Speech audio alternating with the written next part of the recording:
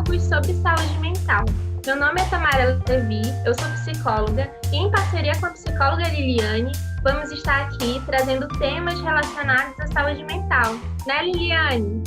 Isso mesmo, Tamara. A gente vai estar falando um pouco sobre temas assim atualizados, coisas que afetam a nossa saúde mental e trazendo também um olhar da psicologia, né?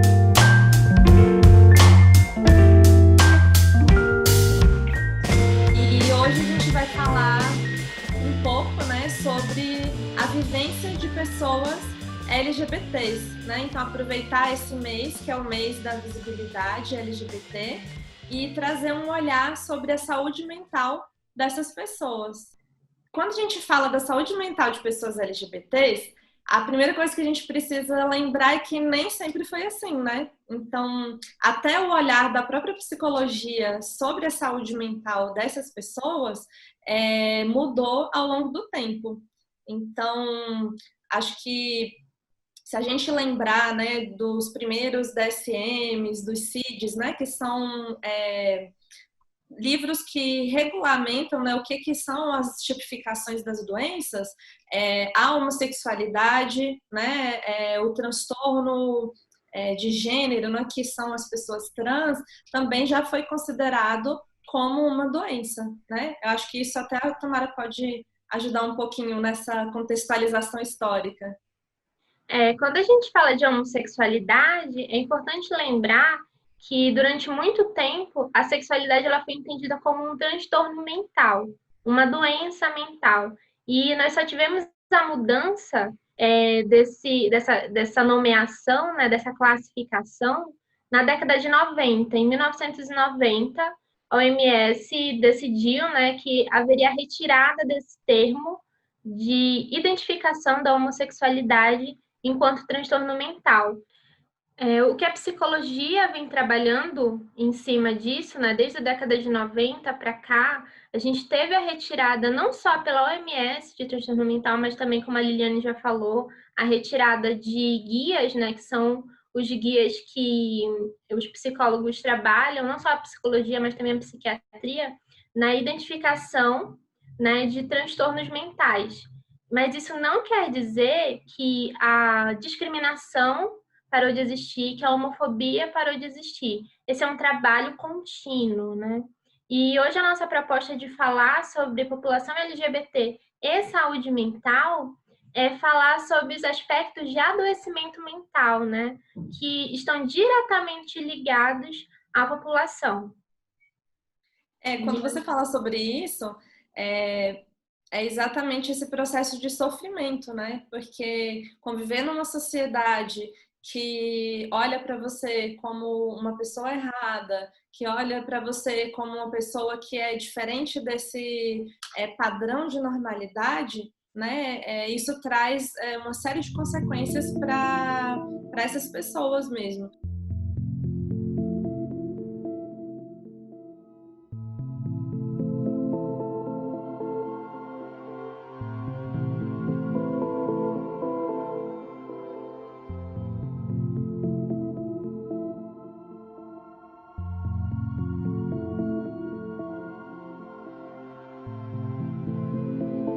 Então, quando a gente fala sobre isso, a gente não pode esquecer que é uma vida inteira vivendo como se estivesse fora da caixa, né? A gente vive numa sociedade que ela é heteronormativa, quer dizer o quê? Que o que é considerado normal é você ser uma pessoa heterossexual. Então, quando você foge desse padrão, você é olhado de uma forma diferente.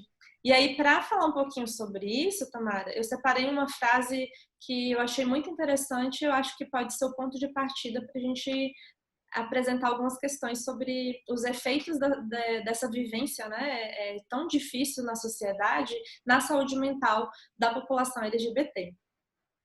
Então, vamos lá.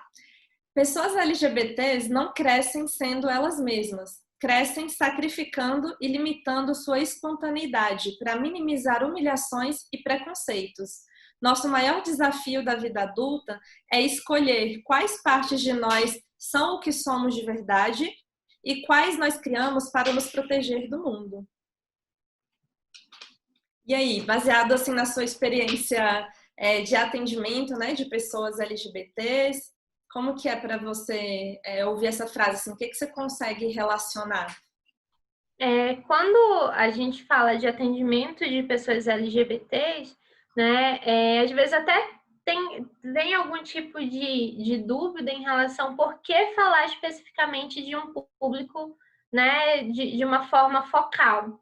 A gente precisa entender que a gente não sabe mesmo como seria se uma pessoa LGBT, né, se um homem ou uma mulher homossexual, eles nascessem numa sociedade onde não há nenhum tipo de preconceito. Então, a compreensão do desenvolvimento psíquico dessa pessoa está diretamente relacionada com questões sociais. O que isso quer dizer? Que questões sociais afetam diretamente o seu processo de desenvolvimento. Né? E o processo de desenvolvimento, ele vem muito no processo de se reconhecer, né? Se a gente está falando de uma sociedade heteronormativa e binária, né, onde ou se nasce mulher ou se nasce homem, sem nenhum tipo de possibilidade de encaixar alguém que não compreende a heteronormatividade como algo que se aplique para si mesmo, a gente está vendo que a ideia de encaixe, ela dificulta muito. A questão de dizer quem é que eu sou, né? Como é que essa pessoa é compreendida socialmente. E é importante lembrar que, socialmente, o nosso primeiro protótipo de sociedade é a família.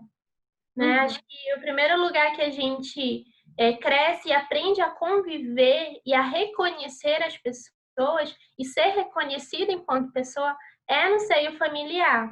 E família, a gente não está falando de pai, mãe, de uma questão tradicional, né, familiar. A gente está falando nas suas possibilidades de formas de ser família, né?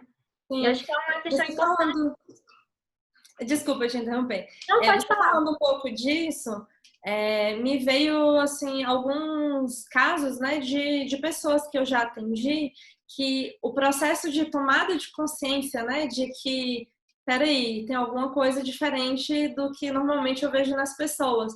Se dá muito nessa fase da adolescência, né? Então, aquela fase ali que a experimentação ali da sexualidade, né, da vivência, aflorar os hormônios, né, o desejo sexual de uma maneira geral, e as pessoas se veem numa situação assim complicada por conta disso tudo que a gente falou da sociedade. Você fala da família, mas a escola também é um lugar que eu ouvi muitos relatos, né, também de vivências muito difíceis, né? Às vezes a pessoa também fazia parte de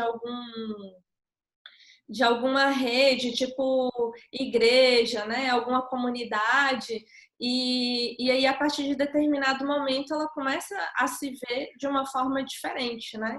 Mas realmente, assim, quando você traz a família, eu acho que a família ela ilustra isso muito forte, né? Porque a família ali é a primeira convivência em sociedade, né? Depois a escola e outros lugares. Então, essa vivência da família realmente é muito complicada. Quando a gente fala em família, a gente, partindo de uma lógica até um pouco psicanalítica da coisa de reconhecimento de si, né, a partir da forma que o outro nos conhece, né, e nos reconhece e nos diz quem somos. Existe uma expectativa muito grande de familiares, né, quando aquele serzinho chega na família. Então, há uma expectativa, há um papel que se espera que essa pessoa desempenhe naquela família, né? Se é um menino, quem ele vai ser, como ele vai crescer, as coisas que ele vai ou não gostar, a maneira que ele vai ou não se comportar, diz diretamente da maneira que ele vai sentir. Não é porque se espera que uma pessoa age de determinada maneira que ela vai agir. Né? Tem muito da expectativa dos pais em relação àquele filho, aquela filha, e da maneira que ele se comporta e de que maneira essa família aceita e recebe essa, essa, esse comportamento que é ou não o esperado. Uhum. A gente acaba encontrando Assim, todo mundo sofre com relações familiares, né? Quando a gente fala de sofrimento humano, a gente fala que relações humanas, elas tendem a gerar sofrimento, né? É uma das coisas que mais gera sofrimento na vida. Mas quando a gente fala de pessoas que não se encaixam e não correspondem a determinadas expectativas da família, a gente está falando de um sofrimento diferente, né? A gente está falando de um papel e de um lugar que ele se sugere que se seja ocupado de alguma maneira e que isso não acontece, né? Sim.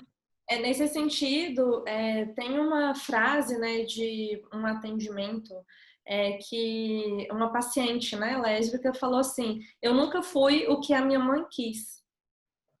Né? Uhum. Isso exemplifica muito exatamente isso que você está trazendo, que como a gente tem essa necessidade do olhar do outro, né, do reconhecimento, da aprovação, e o que ela recebeu, né, é exatamente o oposto, é um distanciamento, uma rejeição, né, uma forma diferente de se relacionar, porque ela possivelmente, né, não atendia esses padrões sociais, né, do que é dito, né, do feminino, do ser mulher, do ser hétero, né? Então é exatamente esse lugar de rejeição. E esse lugar de rejeição ele acaba afetando também a forma que a pessoa olha para si mesma, né? Então gera um processo talvez até de não aceitação de si mesmo, já que eu sou errado, né? Já que eu sou diferente do que eu deveria ser. Então é uma experiência, né, muito dolorida de aprender a não gostar de si mesmo. Sim. E nesse sentido, né, esse processo de reconhecimento de si mesma, é, de acordo com a comparação, porque há sempre uma comparação do que deveria ser e do que se é. E diante dessa comparação, a gente tem a dificuldade, a tentativa de se encaixar. Quando a gente fala da tentativa de se encaixar, a gente fala do famoso armário, né? De estar dentro do armário, né? De estar escondido, de não ter a possibilidade de ser quem se é por medo de retaliação. E essa retaliação, quando ela acontece no meio familiar, quando ela acontece na escola, porque assim, a nossa vivência social, né? Quando a gente começa a lidar com outras pessoas, a gente fala, a gente inicia em casa, né? A casa é o primeiro lugar onde você aprende a conviver e a se reconhecer enquanto pessoa e a reconhecer o outro como uma pessoa diferente, né? E depois da casa, a escola ela acaba sendo esse segundo lugar. Então a pessoa aprende maneiras de se comportar nesse lugar para sofrer menos possível. A tentativa é sempre driblar o sofrimento. Se eu me comportar, se um homem se comporta, né, com trejeitos que não correspondem à expectativa de um homem naquela ideia, de um homem do masculino, né? Falar grosso, né? Ter determinado jeito, se interessar por determinadas coisas. E existe uma retaliação, assim, a gente tem as vivências de bullying que são muito comuns, infelizmente, em pessoas que vivem, né? Tentando encontrar maneiras de sofrer o menos possível e de ser quem se é mesmo. Nesse sentido, é exatamente isso, né? É uma sensação de eu não pertenço a lugar nenhum. Então, onde que é meu lugar? Se na minha família eu sou rejeitado, se na minha família eu não tenho esse reconhecimento de quem eu sou, se na escola eu preciso fingir ser outra pessoa ou fingir coisas que eu gosto, né, etc.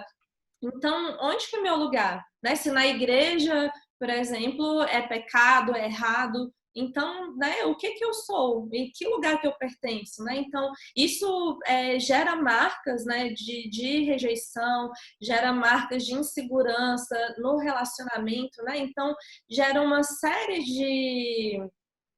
de sentimentos de não aceitação de si mesmo. E isso afeta diretamente as pessoas num aspecto identitário, né? A formação da subjetividade dela é uma formação desse lugar errado, desse ser errado, desse estar, né? Não exercendo o papel, né, de homem, de mulher ou de qualquer outra função como ser humano dentro daquilo que se era esperado, né, supostamente para você. Então, é realmente assim muito difícil. Eu acho que dos casos, né, que a gente recebe, que a gente atende de pessoas LGBTs, é um sofrimento muito comum, né? Essa dificuldade também, até por conta dessa insegurança relacional, da pessoa se mostrar, né? De ter receio, assim, até adulta. Uhum. Que a gente entra num campo do não falar, né? Não é permitido ser e não é permitido falar.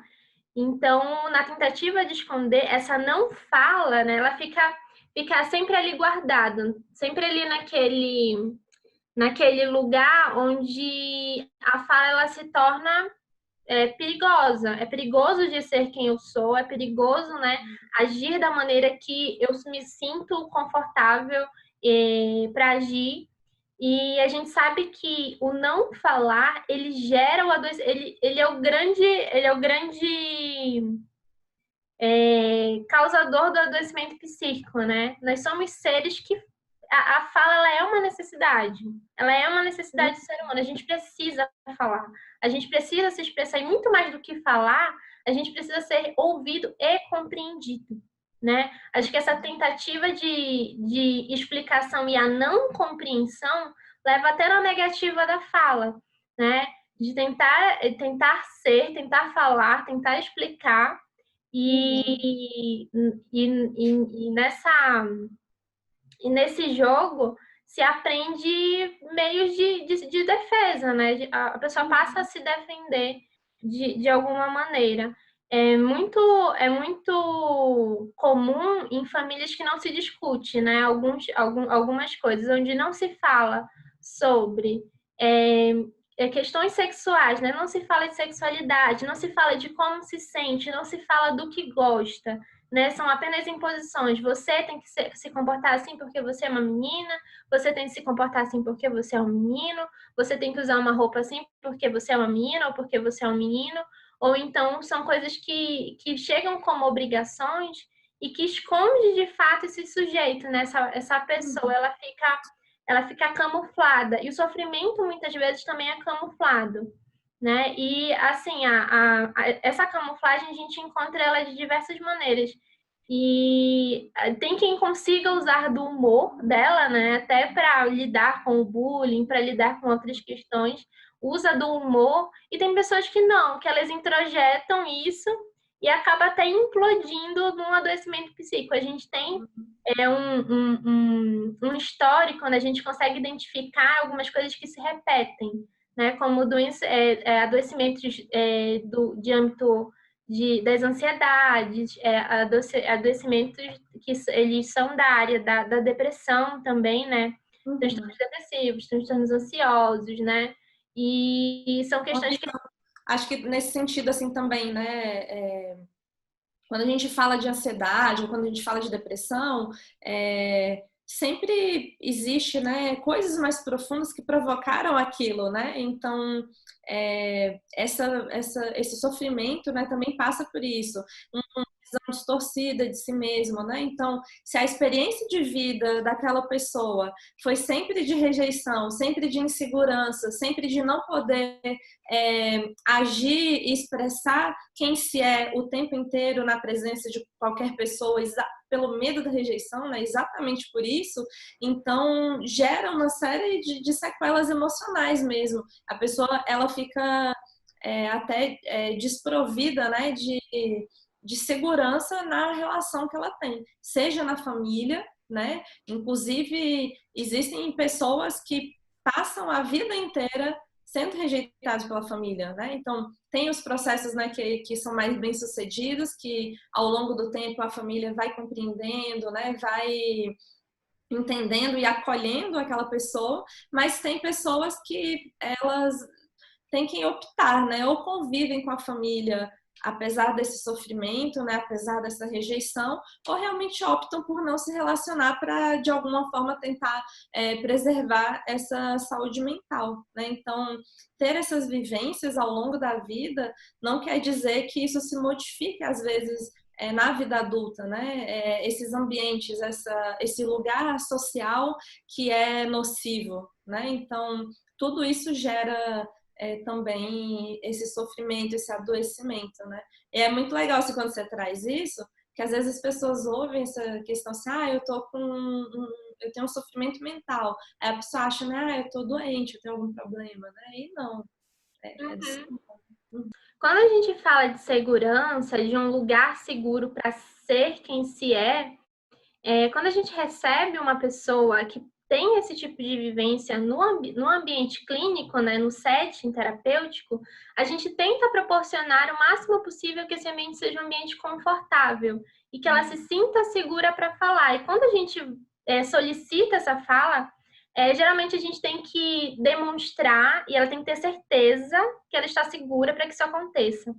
E começam a aparecer diversos materiais. A gente consegue correlacionar quando a gente atende a pessoas que sofreram coisas parecidas, né? A gente vê alguns pontos, como a família é um ponto muito importante, e tem uma outra coisa que a gente não consegue diferenciar da família, que é a religião, né? A religião está diretamente ligada a isso, e falar sobre isso, né?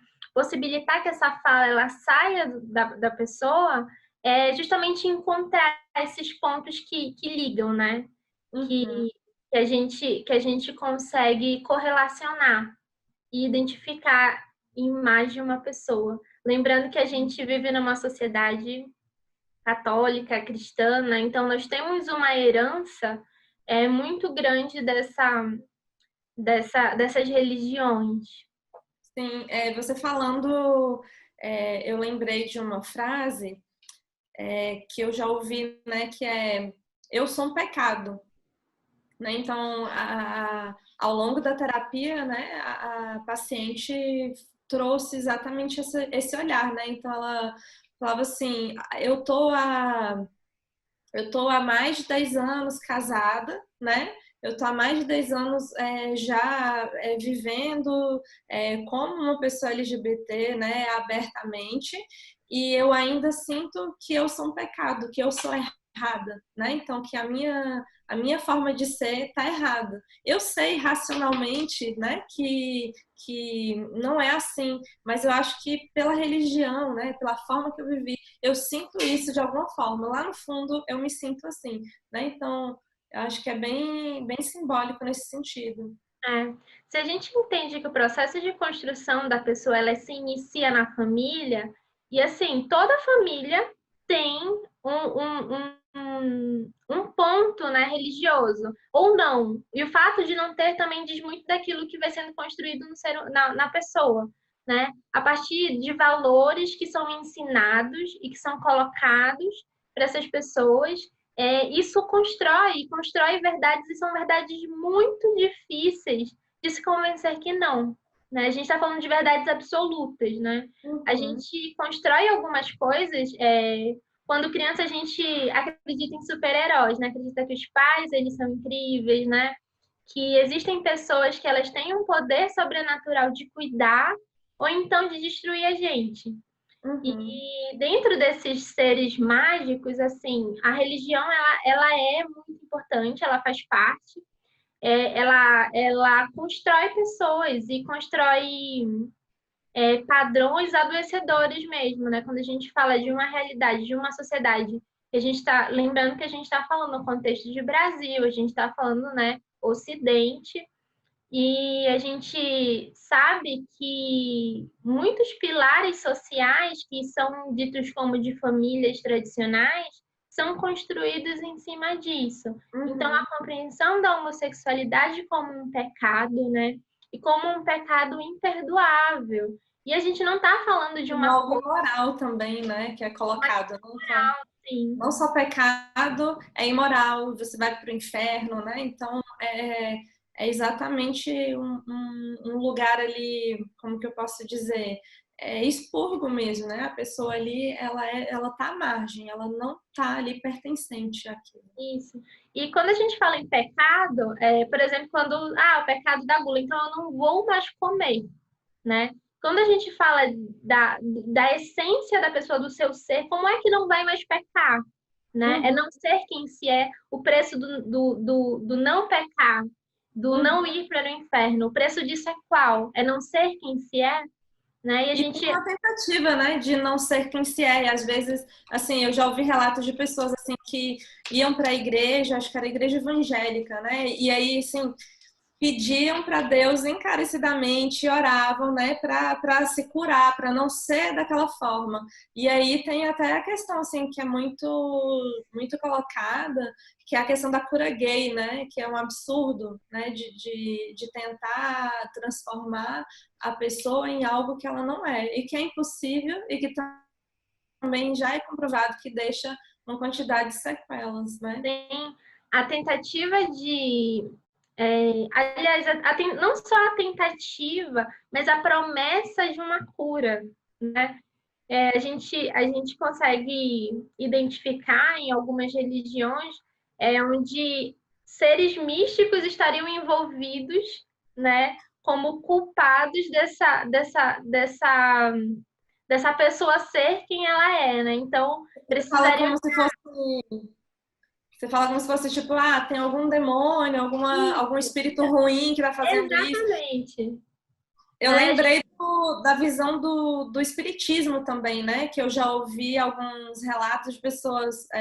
Quem nasce gay é como se estivesse vivendo um karma, né? Eu não sei exatamente muito sobre essa religião, mas é como se fosse assim uma penitência que ela está pagando na reencarnação dessa vida, né? Então ela é gay por isso. Então é sempre esse olhar de uma forma negativa, uma forma de culpa, uma forma de punição, né? Então, uma forma de alguma forma, é um distanciamento de Deus, do divino, dessa fé que a pessoa tem.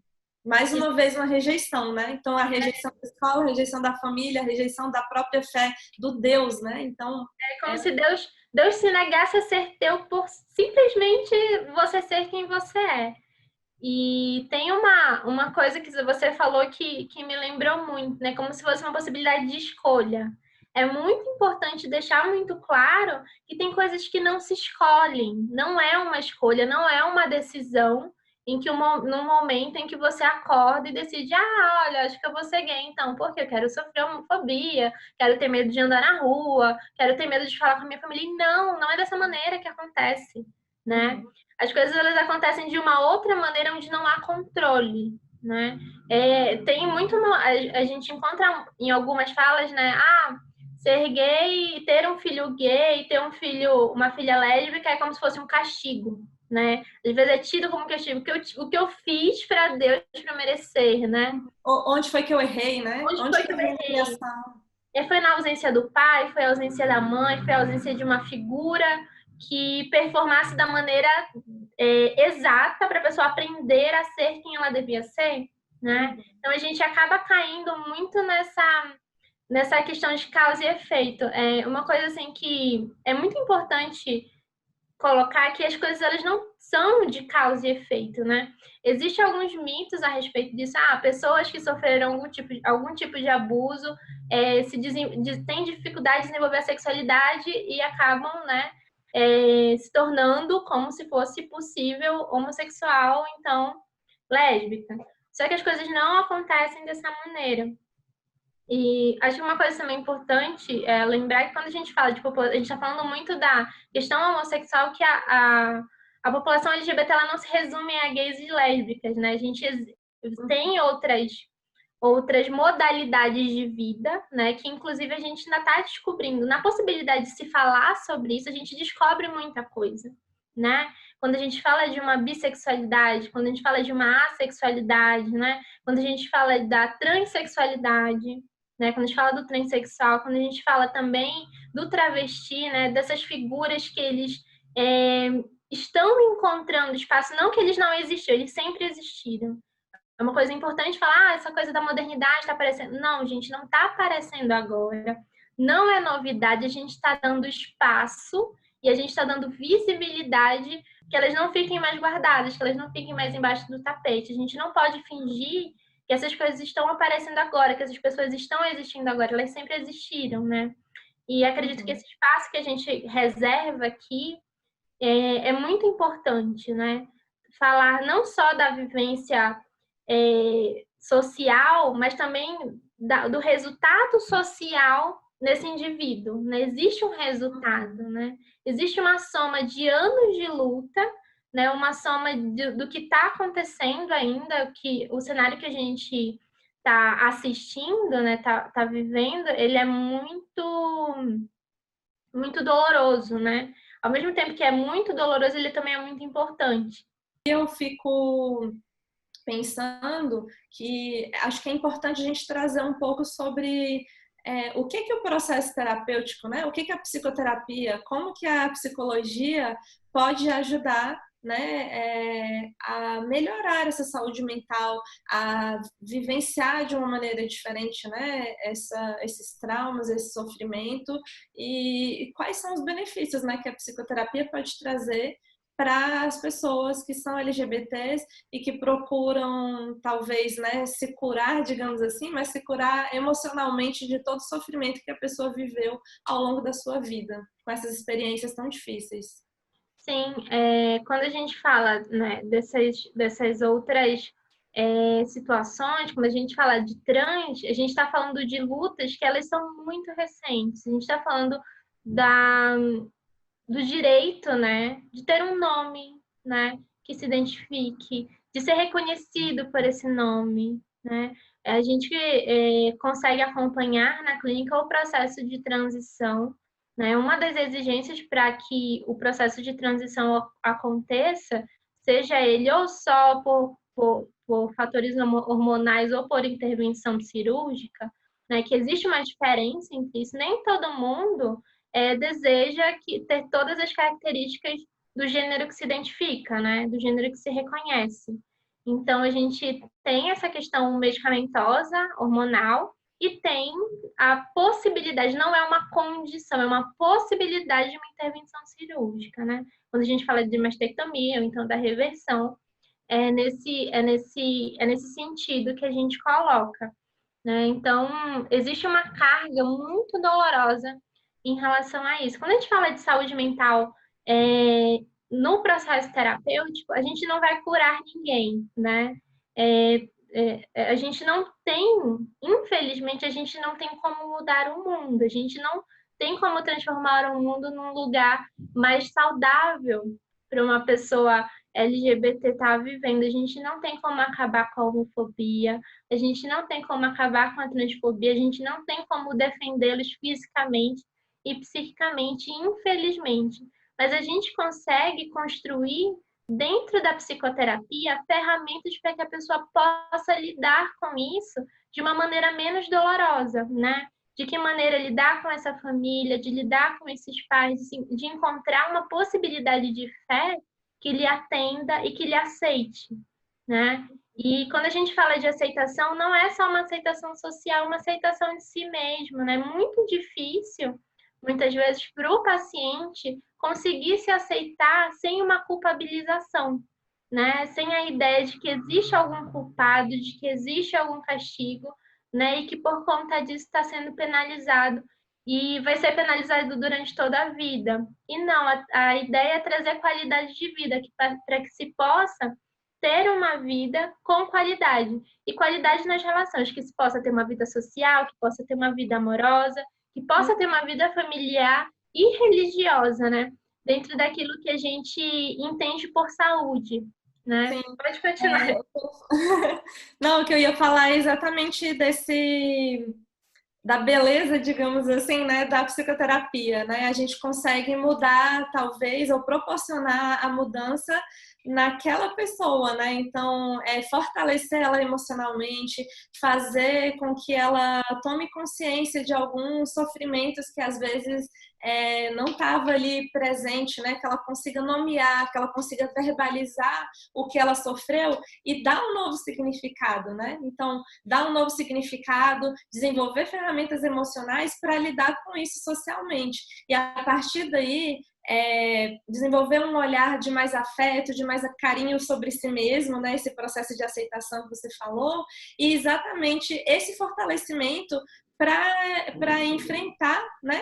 E para conviver socialmente. Então, ela fica mais preparada, esse processo de se reconhecer, de organização emocional, de organização de pensamentos sobre si, sobre a família, e escolher, na verdade, o que ela quer para ela. Ela quer conviver com essa família ou não, né? Ela quer estar nesses espaços ou não? Quais religiões ela pode escolher que vá de encontro à fé que ela gostaria de ter, né? E tudo isso é potência. Tudo isso é um lugar de ressignificar esses sofrimentos vividos para que se tenha a saúde mental, né? Para alcançar esse lugar de saúde, esse lugar de prazer, de felicidade à medida do que ela vive, né? Então, tudo isso faz diferença. E esses são os benefícios, né, que a psicoterapia ela pode trazer, que o processo terapêutico pode trazer. Nem sempre é fácil, nem sempre é rápido, mas com certeza é algo gratificante que traz um retorno para a pessoa, né? Então, eu acho que é por aí, assim. Queria te agradecer, Tamara. Não sei se você tem mais alguma coisa para contribuir, né? E aí a gente vai encerrando por aqui. Agradecer por você participar e a gente se vê aí na próxima. Quero agradecer o convite, né? E quero também agradecer ao espaço, né, para falar sobre isso, da necessidade não só de pessoas que são, né, fazem parte da população LGBT, mas pessoas que convivem, né? A gente está falando de pais, de mães, de primos, e ter a oportunidade dessa fala, né? Quero agradecer a todos que assistiram, né, que disponibilizaram seu tempo para assistir a gente. Quero convidar também a acompanhar. A gente vai fazer o possível para trazer temas que sejam interessantes e necessários para a discussão.